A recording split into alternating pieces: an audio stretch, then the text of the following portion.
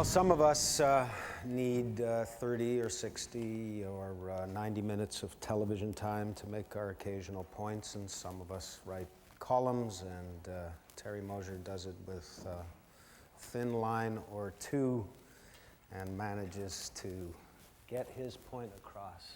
I'm a great fan. He is from Montreal.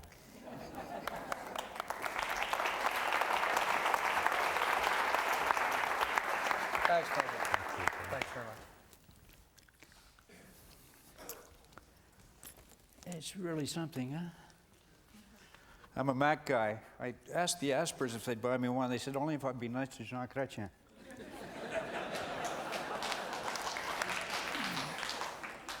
So I didn't get my Mac. I'll get rid of the gum here, sorry. It's been 22 months and 13 days since I had a cigarette. Not that anybody's counting, but one of these days I'm going to have to wander down to Chiclets Anonymous. Jack, can you see me all right? Jack's going to be coordinating here. I have to, not yet, but I have to give him sort of hand signals to show cartoons up here.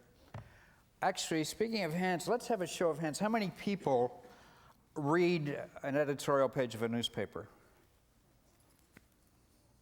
Okay. Now 50%, surveys tell us that 50% of you are lying. But we do know that, that approximately 85% of the people who read a newspaper look at the editorial page cartoon. I don't know if it's easier, faster to read, funnier, not quite as ominous. In any case, they're a very popular item in the newspaper. And we also know that people look at a cartoon for an average of 7 seconds. Interesting. So you have to make your point very quickly. I think you have to be outrageous at times. You certainly have to surprise people to keep them coming back for more. To give you an example, I'll show you this first cartoon that I was working on just before I came down here. Okay, Jack?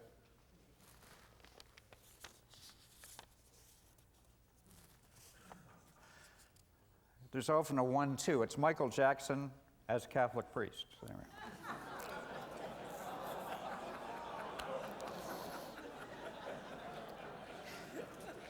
Do you think you could have any blow-up dolls of that at Toys R Us? What do you think?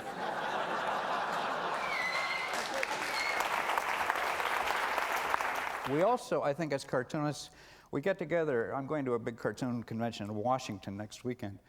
And actually, it's surprising to have all these cartoonists talk about their subjects. They're oddly fond of the subjects. And I was very fortunate when I started out as a political cartoonist. Imagine having an array like René Lévesque, Jean Drapeau, the mayor of Montreal, Pierre Trudeau was the prime minister of the country.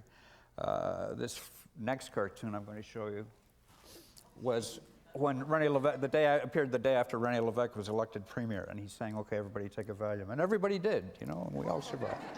Everybody did, it was okay. Or another one, this next one, Jean Drapeau had said that the Olympics can no more have a deficit than a man can have a baby. So I had him very pregnant on the phone to Morgenthaler.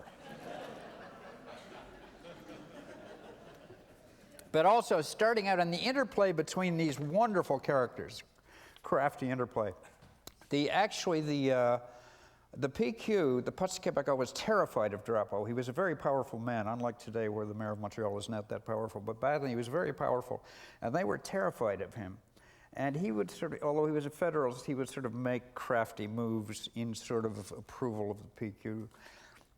And once a headline appeared saying, Jean Drapeau will back up the PQ on particular issues. Well, I couldn't resist that. Go ahead.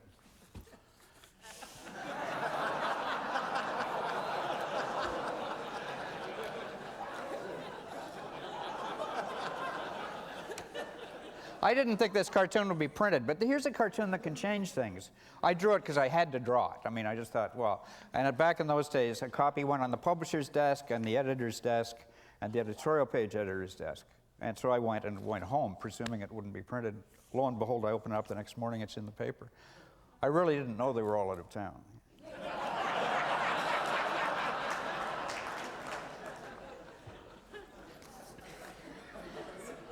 Sex in cartoons. We've come a long way. Again, another news item appeared in the Gazette about the same time in the 70s about how married women have sex 1.57 times a week. So I drew this next cartoon. The guy's asleep and the woman's saying, well, that was 0.57. The Gazette, even though they'd run the news item back then, wouldn't print it. They thought it was just too outrageous. But they wouldn't have any problem today, and as evidence, a couple of years ago, this antidepressant they discovered in London, they discovered that some women were having orgasms when they yawned when they took this antidepressant. So I drew this cartoon. Go ahead, Jack.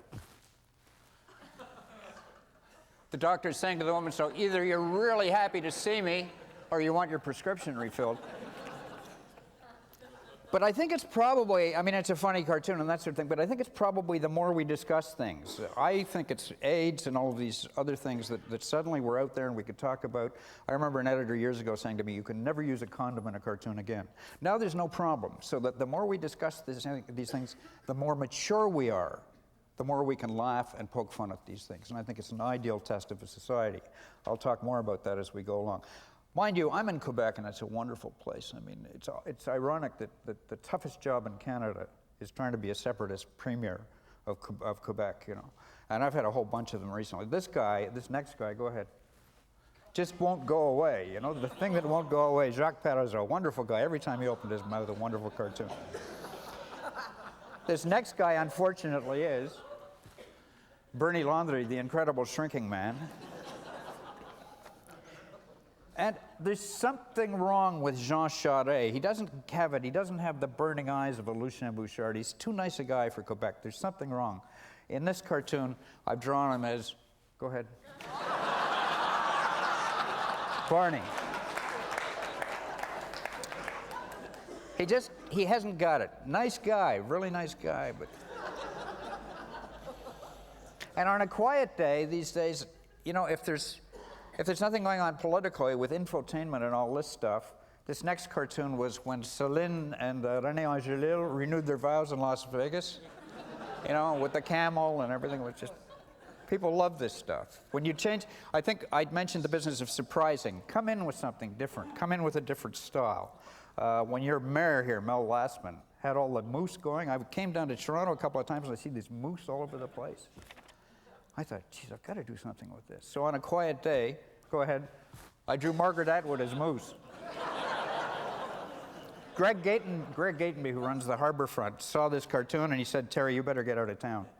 I think he was nervous that Margaret might have the cultural police on me. But it's, in Quebec, for some reason, it's almost expected you do this sort of thing.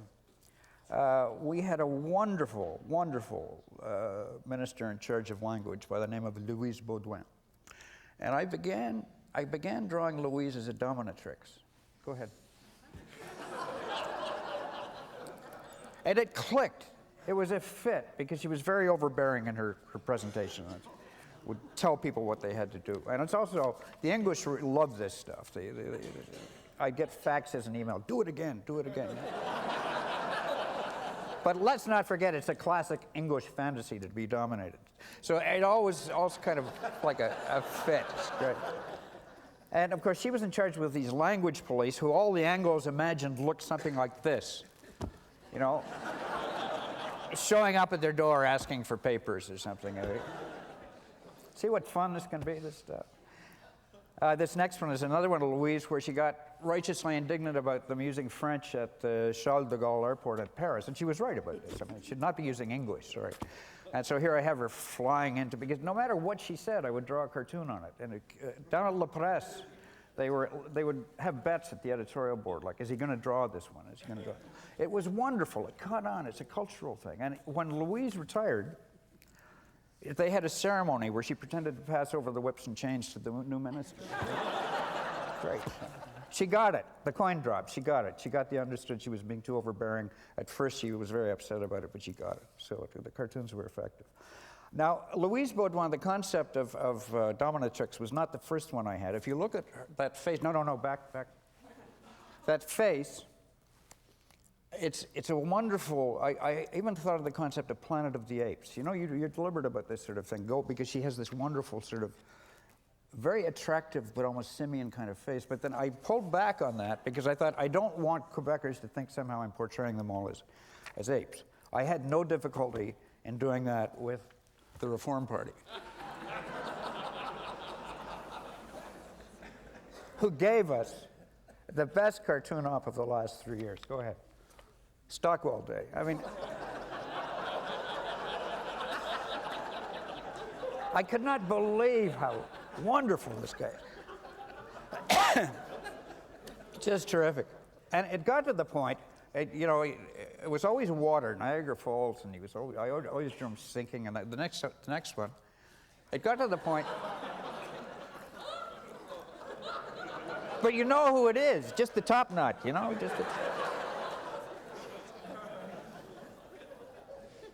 and they say Canada's boring. What a crock. I'm starting to see Stockwell Day go. So is Joe Clark. And Joe Clark, if you remember, had quite a rise there for a period of time because Stockwell Day was messing up, and Joe sort of stepped into the breach, and suddenly everybody was paying attention to him for a little while. I remember him saying, coming out for the legalization of marijuana. Go ahead. And I thought, that explains it, you know, that funny walk, and dooby-dooby-doo.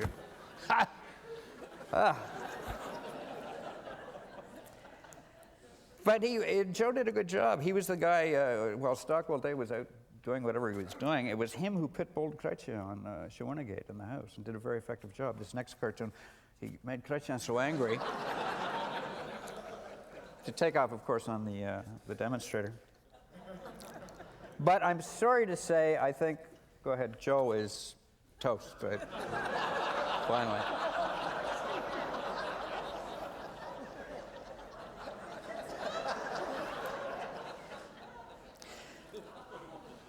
Hold off, Jack, not yet, not yet. Jean Chrétien is not the smartest guy in the world, there's no question about it. But he's very good at getting good people who know what they're doing around him. I think Spectre would agree with this. He's really good at sort of finding the Eddie Goldenbergs, guys who can take care of business.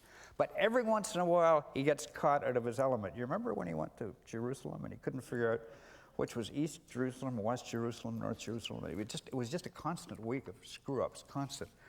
And I drew this cartoon. It is my favorite all time. Him dancing with a bunch of Arabs singing Hava Nagila, you know?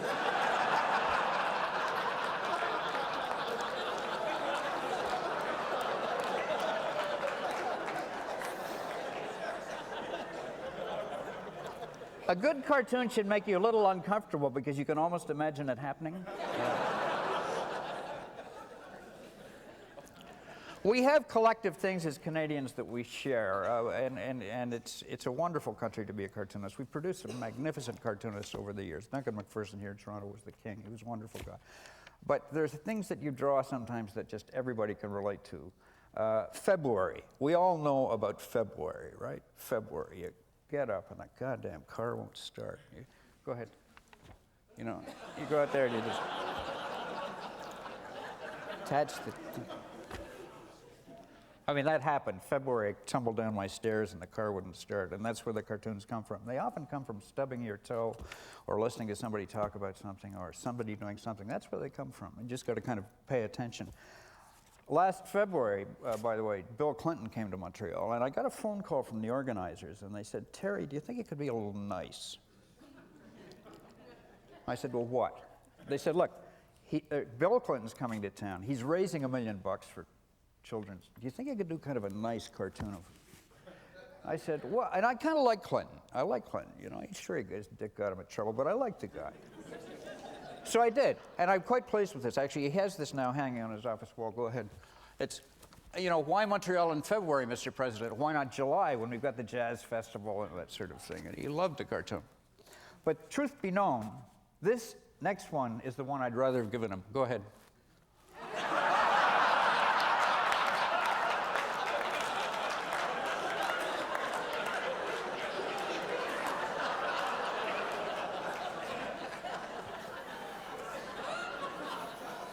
Another one for Toys R Us there, Elliot.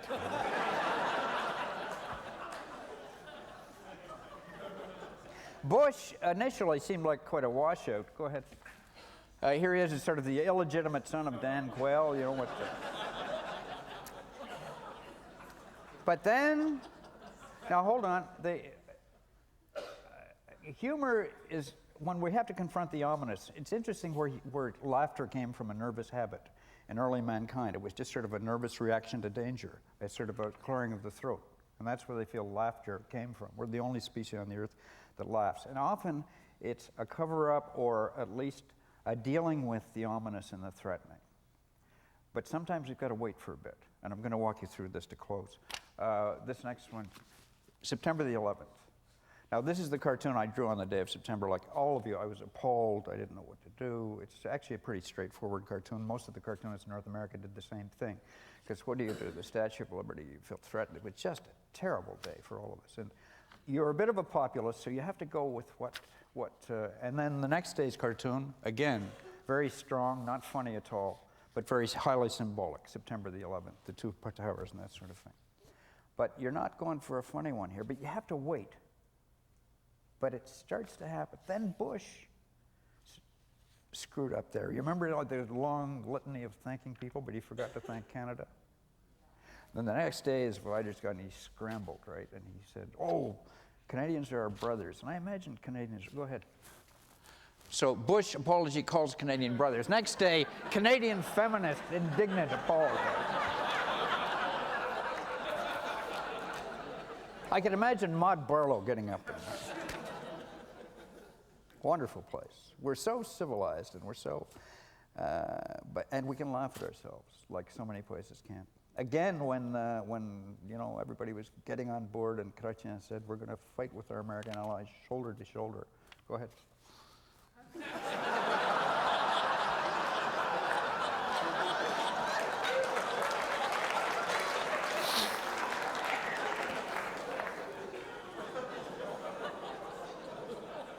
But then the Americans killed 4 Canadians, and we kind of started to take a look at this, and maybe we'll change. Go ahead. We're bringing them home, you know. We're better on the Canadian stuff, and we do international stuff. But I must admit it was interesting hearing the 4 people talk about Afghanistan this morning, and Norman on the Middle East. It's interesting, really interesting stuff, and it's nice to hear it from people who know what they're talking about.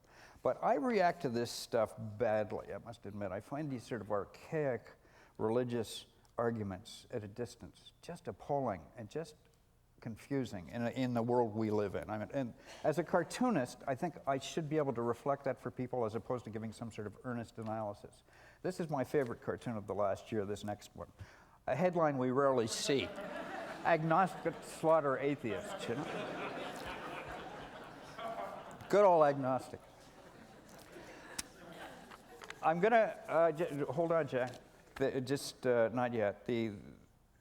I'm gonna tell you about my favorite cartoon, Canadian cartoon of all time. Was drawn by a fellow by the name of Bob Bierman when I was just getting started.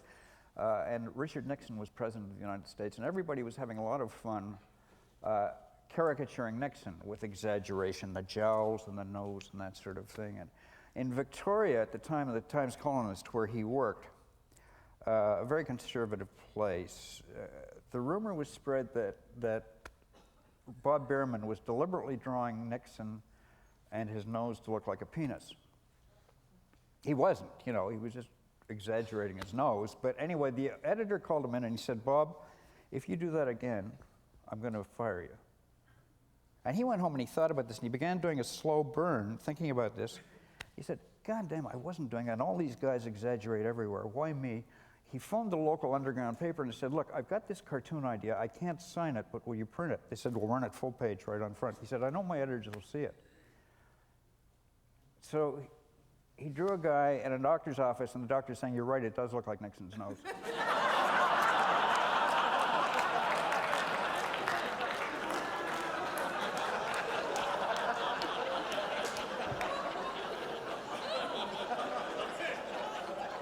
And it worked. There was no more talk about firing Bierman, and the editor saw it.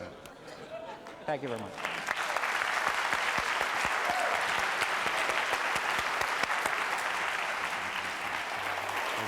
Thank you.